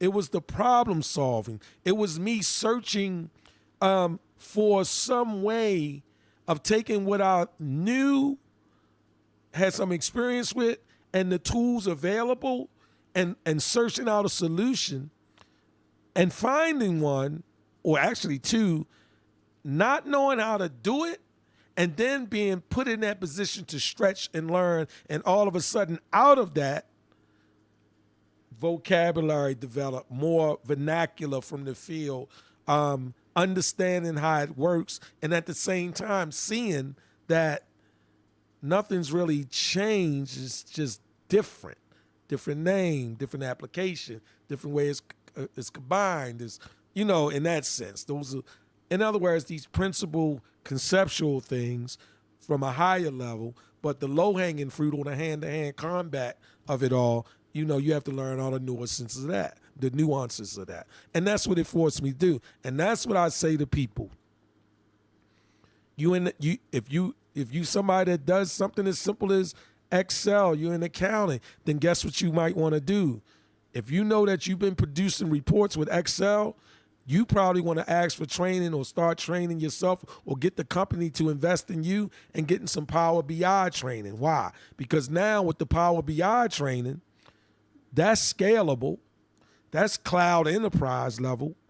Now you can take Power BI and you not only can set it over top of your Excel, but you can set it over top of SQL databases or other content repositories. And all of a sudden, this Power BI thing is something additional that you can do, and it's not just relegated or tied to the hip to Excel. And then you say, yeah, but I was using Power BI, I used it before, and I couldn't do my formulas. Well, that's why Power BI has something called DAX, D-A-X, okay? DAX is the area where you get all of your formulas, or your formulas on goddamn steroids in Power BI. That's what that is. Because I've talked to somebody before and they said, yeah, I like Power BI talk. It was cool, but I couldn't get to my formulas, and I love my formulas in Excel. I said, if you love your formulas in Excel, you're going to be crazy about them in Power BI, because you just have to learn the data analysis expressions, which is to make me sound like I'm smart, which nobody's smart no more because everybody can look it up, but that's the DAX, and that's where you find your formulas on steroids in Power BI. But anyway, that's that. All right, that's it, man. I'm done. Sean, shout out to you, man, hanging out. Yeah, you get a chance, check out that Notebook LM, man. Yeah. So it's about how well the agentic navigates the ability to apps. That's right. like the differences between knowing something and investigating something using known knowns. Absolutely. And so, hey, Sean, this is what they say, right? I listened to a couple things, and what they were saying was you almost gotta tune it up where you and the agentic AI, y'all vibing. You know, it's like it gets you, right? So, you know, it's always learning, right? So you hit it up with some things and it look like it's stubborn or it's stuck. Man, you come back a day later, it look like somebody done told us something. Why? Because the calculation is different. You know, that's the thing. That's one of the things that we experience and learn about these LLMs, these large language models, is that what they do is they give up accuracy for speed. You know, that's what happens with these LLMs. And they can almost afford to do it because they get better. It's the machine learning, it's the deep learning, and that's what they're doing. They're giving up accuracy a lot of times for speed, for their proficiency or whatever, you know, to make it faster. That's what they're doing. Whereas the traditional database, the relational database as we know it, you know, you can tag things, you can do different things like that, and you can get exactly what you want almost through a query, right? The LLMs, because they're vector databases and it's all vector embeddings. In other words, everything is changed into some mathematical, numerical representation. And so you have these weights. And these weights are really representing likelihoods and closeness and similarities, not so much this is it, we know it's it, and this gots to be it. Not necessarily so, you know. It's just crazy how that works, but it's crazy. I was telling my daughter, you welcome, Sean. I was telling my daughter, I said, you know something about the brain, right? She was like, yeah. So you got the axons, you got your synapses, you know, it's a nerve center and all of that, right? She was like, yeah. I said, all right, when you think about AI, that's what they do. That's what they're doing. They're taking neural networks. And you say, well, why are they using neural networks? Because they're trying to mimic the brain. And so what you want to do is you want to go and look at the vocabulary and the vernacular of AI as far as the neural networks, the deep learning, the machine learning, and all of that. And I was telling her, you match that up with what's synonymous to the brain. What in that neural network in AIs represents the axons? Which one performs the synapses? What happens when this? What behaves like the prefrontal cortex? What, you know? And I was like, that way you have an area of familiarity, and that's what they're trying to do on the AI side. And then now there's a shorter learning curve because it's kind of synonymous once you start, you know, looking at it that way. Instead of, oh man, I got to get into this esoteric thing called neural networks. Now I got to learn about RAG, retrieval augmented generative. I got to learn about CAG, cache augmented generative. I got to learn about LLMs. I got to know the difference that machine learning is 3 or less layers through the neural network, and deep learning is more than 3 layers of the neural. Well, no, you can, but you don't. Make it make sense. Anyway, I'm out. All right, Sean, peace, man. Peace, y'all, peace. I'm gone.